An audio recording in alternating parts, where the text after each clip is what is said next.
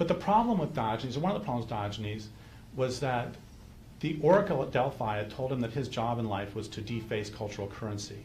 And what that meant is that he was supposed to violate social norms. And so this manifested in him defecating in the theater. Remember I read the thing about how from the beginning anarchism has had this problem? So he would defecate in the theater because no one's going to tell me where I can and can't defecate.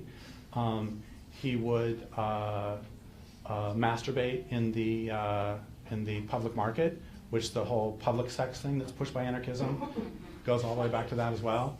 And he would violate all social norms. And so here's the problem, is that, or one of the problems, is again, this sort of black and white thinking where just because there are some social norms that are oppressive, therefore all social norms must be destroyed. And that leads anarchism to some atrocity-inducing madness. For example, there is a long correlation between anarchism and pedophilia and support for pedophilia.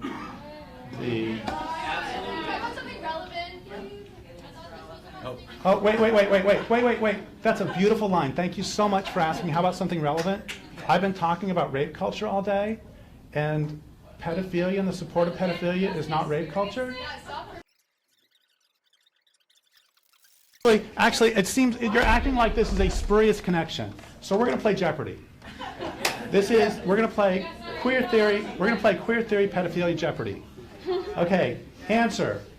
Commonly called the godfather of queer theory.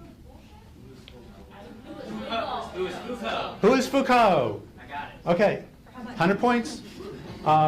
Foucault. Another way to ask this is who argued, no, I guess the answer would be, argued for the eradication of age of consent laws as in down to infants. Who is Foucault? Thank you.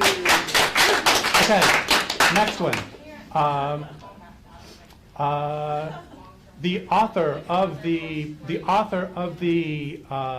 founding document of queer theory. Who is Gail Rubin? What percentage? No, the answer is 50%. Question is? The amount in that article that was a defense of pedophilia, specifically, quote, boy lovers, so men who fuck boys. Oh.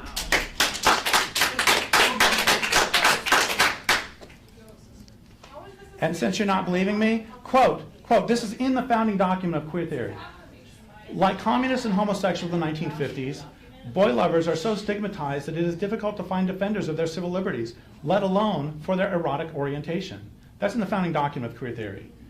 Oh, I'm sorry, I'm using facts. A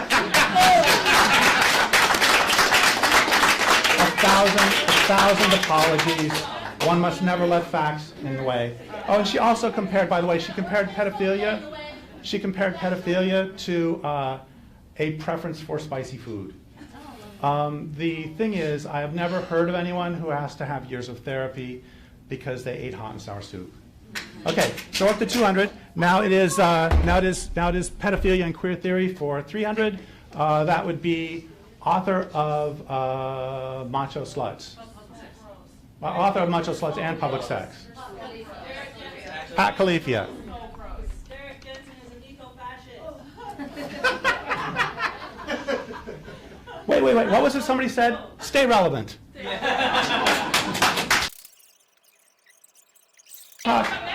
Let's talk about Pat Califia. Okay, here's something from one of Pat Califia's books.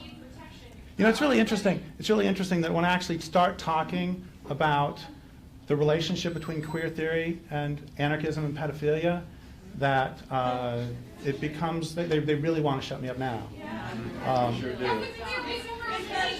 Okay, so here's Pat Califia. Pat Califia. Oh, wait, just a second. I was accused of homophobia because I'm against pedophilia. Who is it who actually makes the connections between that?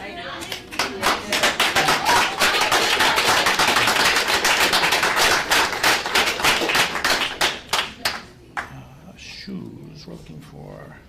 Okay, here's something by Pat Califia. Pat Califia has written, any child old enough to decide whether or not she or he wants to eat spinach, play with trucks, or wear shoes is old enough to decide whether or not she wants to run around naked in the sun, masturbate, sit in someone's lap, or engage in sexual activity, by which she does not mean play doctor, she means with adults. And she's very clear about that because she also says that pedophiles should be more and not less invested in children's lives. Okay, so we're at 300. 400 is the most famous queer theorist of today. Answer. No, it is not Judith Butler. It's who is Judith Butler?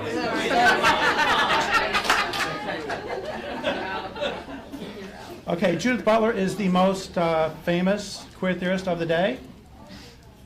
And I have a serious question for everybody who's hating me in a moment.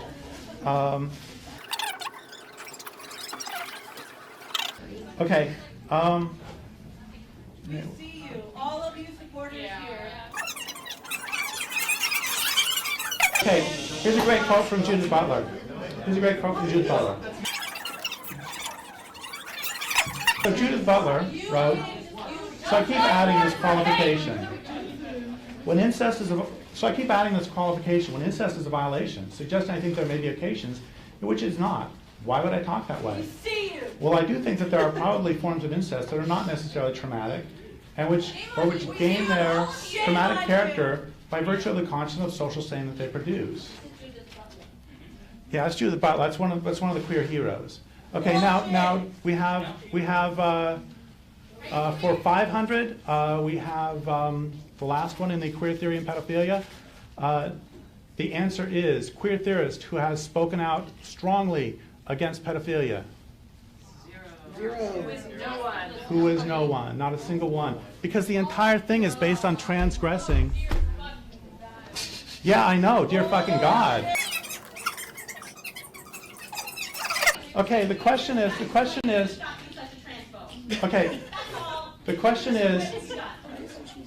okay, so we have like 2 minutes left. Do you believe that all queers are pedophiles? Oh, of course not. What I'm saying is that queer theory promotes pedophilia. Queer theory itself. And I gave citations from actual queer theorists. Or we could talk about Allen Ginsberg. He has some dreadful lines about how children would get used to our lovemaking if only the adults would stay out of it. Hakim Bey, for God's sake. So my point is, this is not.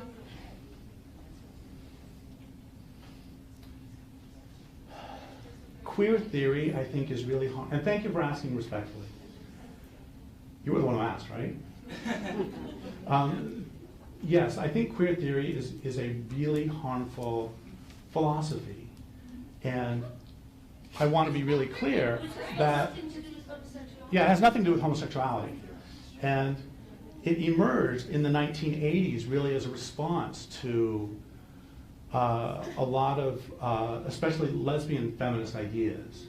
And it also emerged through postmodernism, which we can talk about or not if you want. But the point is that I think that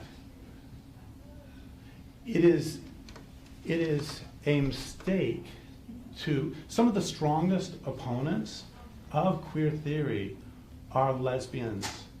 And there are also not as many, but there are a large number of gay men who are very strongly opposed to queer theory.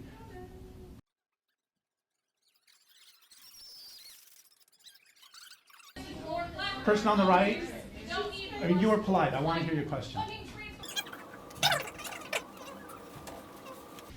You say that there is a basis that in queer theory that put into actuality has a link with pedophilia and supporting that as roots. And I would say, there's obviously some level of truth in what anyone says. I would say that whether it's hyperbole or not, that's not my question. What it's on is that you can find that in any community, like you said previously, and that by any community, there is some basis in reality, because that's what you look at. You're not looking at what's on paper, you're looking at what's on the actual basis. So would you say that within DRG itself, or sorry, DGR itself, would you say that it contains its own members or its own so-called doctrines that can be labeled as some form of pedophilia or misogyny or whatever you want to label it as to prove that that community itself therein is just as bad as you claim queer theory is? Thank you for the question. And there will be individuals in any organization who are shits. Like you? In contrast, the problem with queer theory is not necessarily individuals who ascribe to theory. There are decent people who are Christians, there are decent people. My problem with queer theory is its foundation in postmodernism, and its David Halpern is a pretty big queer theorist, and one of the things he says is that queer is, by definition, against all that is normal. And that's my response too. It's like, I mean, so paying 7% sales tax is normal? So that means if I pay 20% sales tax, that's queer? Is it? I mean, it's just, it's, no, that, so the point is that my problem with queer theory is that it is based on a blanket attack on all that is considered normal. And I don't think that that is, like, even if I lived in Nazi Germany, it would not be useful to fuck a child. It would not be helpful to fuck a child, even in Nazi Germany. The point, shut the fuck up. I'm trying to have a reasonable conversation with a reasonable person. Even within even within a horribly oppressive structure, there are still norms that are worth keeping. And so my problem with queer theory is that one of the problems with queer theory is it is too broad of it doesn't have the capacity in its formation from the beginning. It is based on transgressing norms. That's what it's based on. But again, some norms should be transgressed, and some norms should not be transgressed.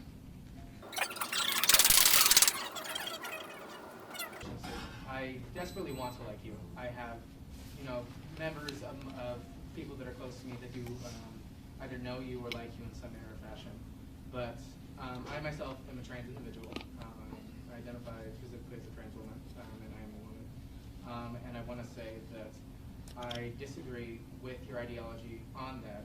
Even if you don't proclaim your own ideology, that it promotes exclusion against transgender individuals, and I don't agree with that. I believe that trans women are women, and whether or not I don't even know if you proclaim to that ideology because you don't talk about it. You avoid it in some manner, speaking so that you don't show what you're saying in that regard. From what I've seen. Right, which is why this whole thing is I was here to talk about the murder of the planet. Yeah.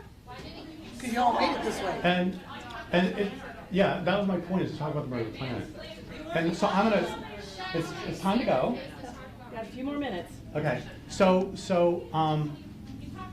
you're okay, and I have profound respect for your maturity and capacity. I mean, here's the thing, like, I mentioned Eve Ensler a couple times. Answer the question. I mentioned Eve Ensler a couple times, and part of the reason I did, I was hoping that somebody was going to say, Eve Ensler disagrees with you on some issues. And she does. And that's great, because we're both adults. And that's what you have presented yourself respectfully. And that's great, and we disagree. Wonderful. And now we have a couple minutes, so if people are going to complain here that I don't say the mantra of trans women are women, can you please define the word woman and define the word trans woman? And before you go, I'm going to say that definitions cannot be tautological. Like a square, you can't say a square is a thing that's a square. We know that. And also it has to be verifiable / falsifiable, such that if I say I'm a vegetarian, and then you say, what did you have for dinner last night? And I say bacon, it's like, that's falsifiable. And this is true. I'm not picking on you. This is generically true for definitions. So if I were going to go to do a protest of Donald Trump, and I were going to say, remove all dams, and he looked at me and he said, okay, great, define remove and define dams, I hope I could do it. So people here are really mad because I don't say trans women or women. So define woman and define trans woman. Can anybody do it? Yeah, I do look it up. Sorry, go ahead, please. Forgive me, I'm conflicted in how I want to express myself.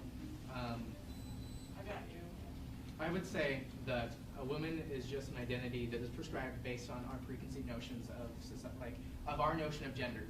Gender itself is just something that we created arbitrarily.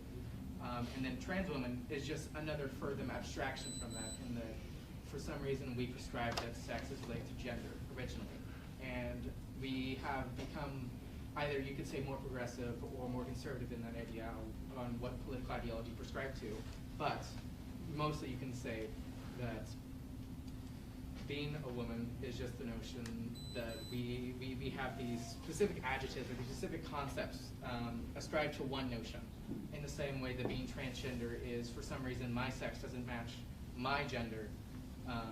And because of that, for whatever reason, we have to have this notion that there is something that is transgender, or that is, beyond gender, I guess, or whatever.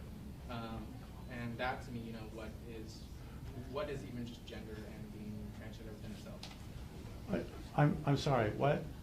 Could you? I don't understand your definition of woman. Can you? Woman is just it's something that's it's an amalgamation of things that we decided was a woman. It's just No. No. Hold on. But if woman is an amalgamation of things we decided are woman, that's tautological. Again, remember, you can't. That's like saying a square is the thing that we decided is a square. That is the best way that I and myself and someone who's young and maybe isn't great at being able to say. Okay, so